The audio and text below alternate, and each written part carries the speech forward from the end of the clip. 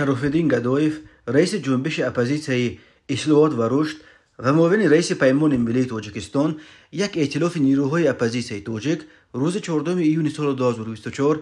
در مصاحبه اختصاصی با پایگاه خبری بامداد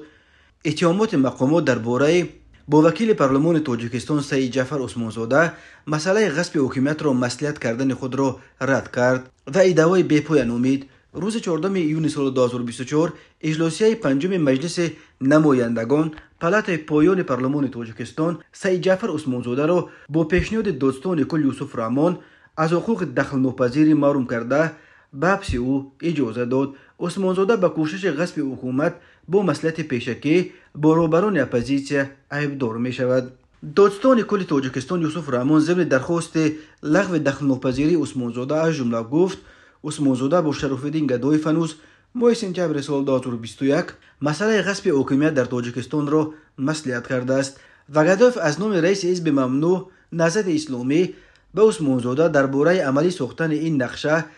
وعده کمک پولی و ارسال بیش از 3000 جنگی از خارج داده است. شرافالدین گدایف گفت من هیچگاه نه در مسئله غصب حکومت در تاجیکستان و نه در یگان مسئله دیگر با سعید جعفر عثمانزاده گفتگویی نکردم و یگان وعده پولش هم ندادم. نه سال 2021 نه پیش از اون و نه بعد،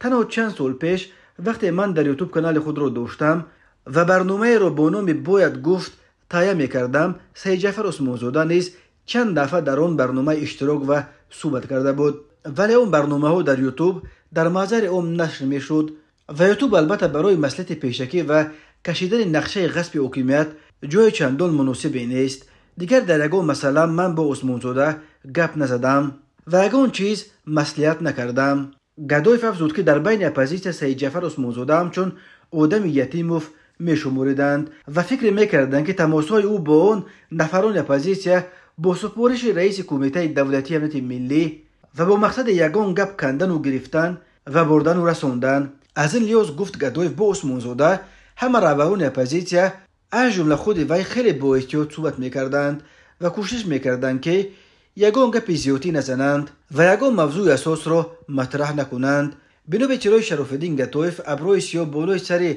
سعید جعفر عثمانزاده بعد بد شدن مناسبت‌های تاجیکستان و روسیه و شدت گرفتن مبارزه‌ها در عرش سیاسی تاجیکستان به خصوص بین دادستان کل یوسف رحمان و رئیس امنیت مومن یتیموف جمع شده، اول باعث برکناری او از رهبر حزب دموکرات و اینک حبسش با اتهام خیلی وزنین کوشش غصب حکومت شد. تصدیق ادعای ملاقات عثمانزاده با فیسبوک توسط منابع دیگر غیر ممکن به نظر می رسد. دادستان کل یوسف رحمان در پارلمان در حقیقت گفت که سعید جعفر عثمانزاده برای صادر نمودن این جنایت از نماینده یکی از دولت‌های خارج برای جلب شخصان با نفوذ و تشکیل کردن گردجمعی‌ها 10 میلیون دلار امریکایی خواهش کرده است. اما او اشاره نکرد که عثمانزاده از نماینده کدام کشور برای غصب حکومت 10 میلیون دلار کمک مالیوی خواسته است. عثمانزاده و یتیموف هر دو از فرخورند و عثمانزاده با یکی از برادران یتیموف قدا نیز هست. ضمن شرافالدین گدایف نیز زاده نویه فرخور است. به سعید جعفر عثمانزاده بر اساس قسم دوم ماده 306